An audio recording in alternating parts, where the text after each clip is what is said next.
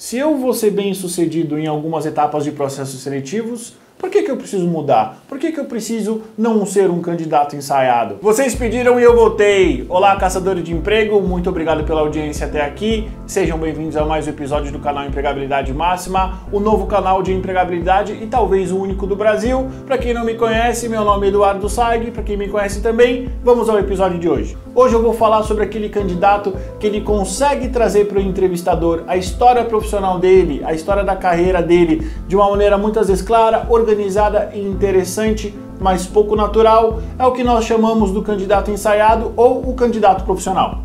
E como você já sabe como funciona o YouTube e todas as mídias sociais, antes de eu trazer esse personagem, como identificá-lo e principalmente o que fazer para não se tornar um candidato ensaiado, curta, compartilhe e se inscreva no canal, você sabe que é muito importante para a gente que produz conteúdo. Então você tem participado de entrevistas de emprego, você tem a certeza que você explorou toda a tua carreira, toda a sua história profissional, você teve algum tipo de aprovação do entrevistador, como por exemplo, interessante, gostei desse ponto, mas infelizmente você não é aprovada para as próximas etapas. Talvez o problema esteja justamente aí. Você decorou a tua história profissional, você usou o storytelling, o famoso storytelling que todo mundo fala tanto e poucas pessoas sabem usar. Você está usando ele de uma maneira talvez errada, pouco natural. É muito comum entrevistadores saírem de uma sala de entrevista e quando eles forem avaliar o candidato, tudo aquilo que o candidato falou, todos os pontos explorados pelo candidato, ele pensar, esse candidato falou exatamente tudo aquilo que eu queria ouvir. É um candidato ensaiado, é um candidato profissional. Antes de eu explicar para vocês como identificar um candidato ensaiado, se você é um candidato ensaiado ou um candidato profissional, eu preciso trazer uma breve linha de raciocínio sobre o tripé, as três principais ferramentas que todo candidato que está buscando por um novo emprego ou está aberto a novas oportunidades profissionais tem para conseguir justamente deixar exposto o seu perfil profissional. As duas primeiras são muito claras e muito óbvias, um currículo e o LinkedIn. Não me interessa a sua opinião sobre o LinkedIn, ele ainda é uma das maiores e talvez a maior ferramenta de busca de candidatos online. Só que eles têm coisas em comum, eu já falei sobre currículo e LinkedIn, eu vou colocar no card aqui em cima.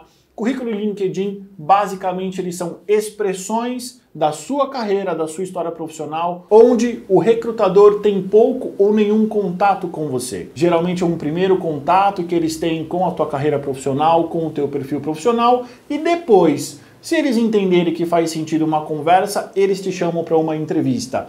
Pode parecer óbvio, pode parecer lógico, mas o entrevistador, ele não conversa com o seu currículo e muito menos com o LinkedIn, mas ele conversa com você. E muitas pessoas, muitos candidatos ensaiados, muitos profissionais acreditam que a melhor maneira de se fazer uma entrevista é decorar as informações que estão no currículo e no LinkedIn. Existe uma linha muito tênue entre uma boa prática e uma má prática. E qual é essa linha tênue? Primeira coisa, se você não souber da sua história profissional, quem é que vai saber? E é nesse ponto que a maioria das pessoas que acabam decorando as histórias profissionais, as informações que estão no currículo e no LinkedIn, acabam transferindo para uma entrevista o mesmo discurso. Eu, como recrutador, eu fico muito da vida quando eu estou na frente de um candidato que ele simplesmente decorou o currículo dele. Dito isso, vamos aos 4 sinais que apontam se você é um candidato ensaiado ou não. Você não precisa decorar a sua história, você precisa saber ela. Afinal de contas, você viveu, você construiu as experiências e as vivências que estão apontadas tanto no seu currículo quanto no teu perfil de LinkedIn. Então você não precisa decorar exatamente como está escrito nessas duas ferramentas. Você precisa ser capaz de contar elas, como eu sempre digo, de uma maneira clara e de uma maneira organizada. E se você conseguir, também de uma maneira interessante. Mas é importante entender o seguinte: interessante. O que é ser interessante? É um pouco subjetivo, eu sei. Então, se por um acaso, se você tem dúvidas sobre se você consegue contar a sua história profissional de uma maneira interessante, foque apenas em contar a sua história profissional de uma maneira clara e organizada. Ponto número 2, mesma estrutura nas respostas. Isso é clássico de todo candidato ensaiado. Ele responde perguntas diferentes exatamente da mesma maneira, obviamente mudando os assuntos. Isso é clássico de um candidato ensaiado e é muito estranho quando o entrevistador atento, aquele que não está dormindo de olhos abertos, ele começa a perceber que o candidato ele organiza as respostas iguais. As perguntas são diferentes, mas as respostas são quase as mesmas. Sabe qual é o ponto número 3? Perguntas inesperadas derrubam todo o teu discurso. É muito comum e basicamente eu acredito que é por isso que muitos candidatos decoram as suas próprias histórias profissionais, para eles se sentirem seguros e autoconfiantes.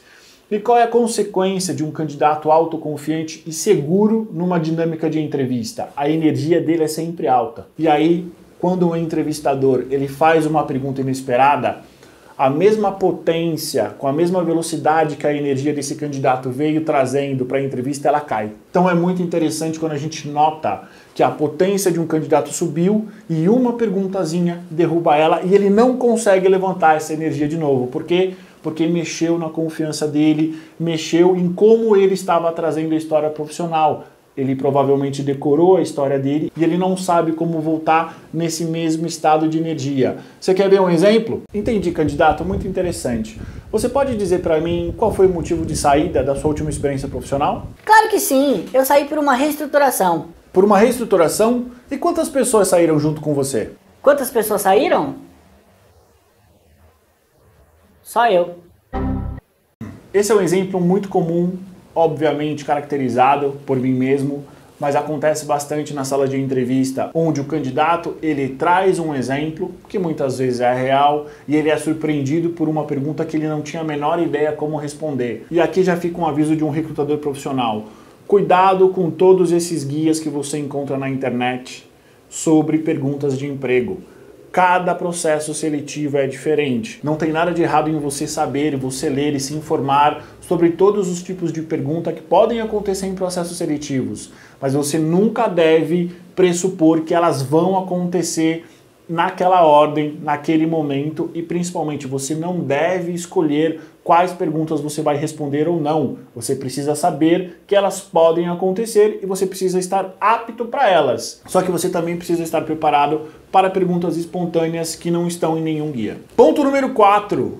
A sua entrevista é um monólogo. Se por um acaso você perceber que você não deixa o entrevistador perguntar, que ele basicamente te faz uma pergunta e você conta a história da sua vida, provavelmente você é um candidato ensaiado. E aqui vai mais uma dica de um entrevistador profissional: não seja chato. É muito ruim para o entrevistador quando a gente pega um candidato que é Shakespeare, que ele acha que ele precisa recitar Hamlet ali na sala de entrevista em 20, 30 minutos. Obviamente você também não deve dar respostas monossilábicas, mas é importante você estruturar as suas respostas, você trazer a sua vivência, a sua história profissional de uma maneira que mantenha a dinâmica e a energia da entrevista sempre alta. Mas aí você sabiamente me pergunta: Eduardo, você mesmo falou no começo desse vídeo que o entrevistador ensaiado, ele consegue ter sucesso nas entrevistas de emprego? Consegue, principalmente nas primeiras etapas.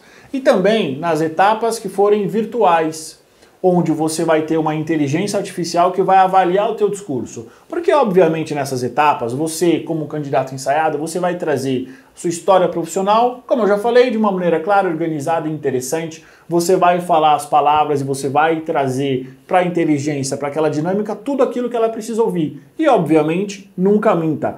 Regra de ouro de qualquer processo seletivo que você venha participar, e não interessa onde, jamais minta em nada. Seja sempre verdadeiro, porque a mentira tem perna curta, como a vovó já dizia. Mas, novamente, se eu vou ser bem sucedido em algumas etapas de processos seletivos, por que eu preciso mudar? Por que eu preciso não ser um candidato ensaiado? Porque na grande maioria das vezes você vai ser surpreendido por perguntas inesperadas e você pode jogar toda a boa impressão que você deixou até agora no lixo, justamente porque você não manteve a naturalidade com que você veio trazendo com o teu discurso até aqui. Então, como eu já falei, você como candidato, você precisa estar preparado para responder todo tipo de pergunta, mesmo aquelas que você não está preparado. E a grande questão é, você precisa manter a sua naturalidade, e porque naturalidade transmite confiança. E eu já devo ter falado isso aqui, mas eu vou falar bastante. Em processos seletivos, principalmente no mundo corporativo,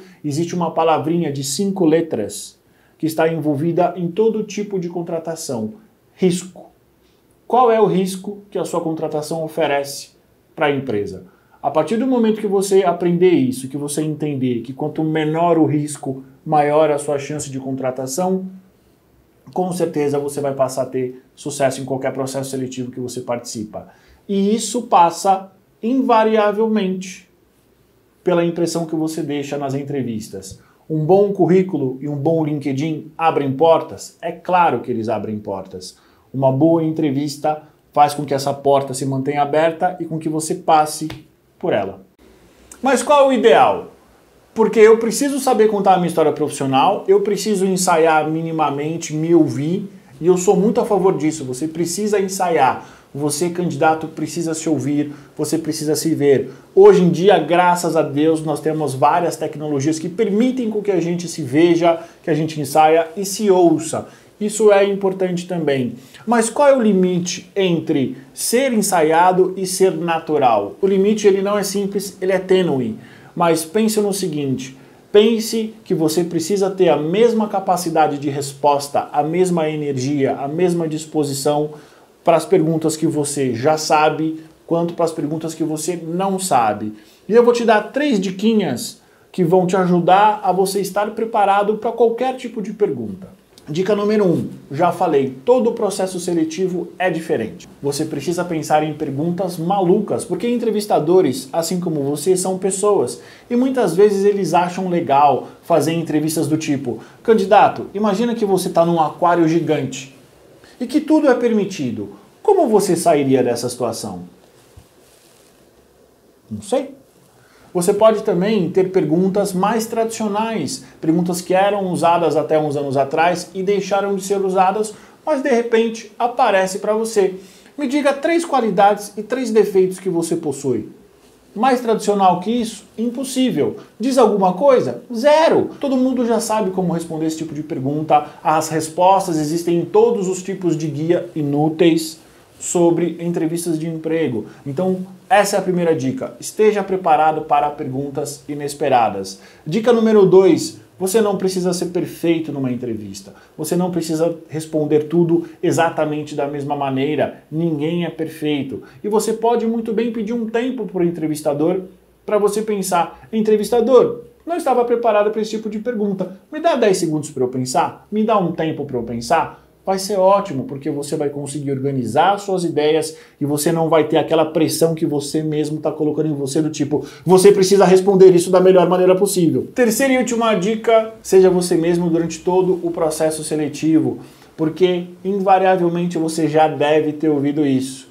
Nós contratamos um profissional pelas habilidades técnicas e nós desligamos ele, demitimos ele pelo comportamento. Então mantenha o mesmo comportamento durante todo o processo seletivo e isso obviamente passa pelas entrevistas que você fez, pela energia, pelo teu discurso e por tudo aquilo que você apresentou durante o processo seletivo.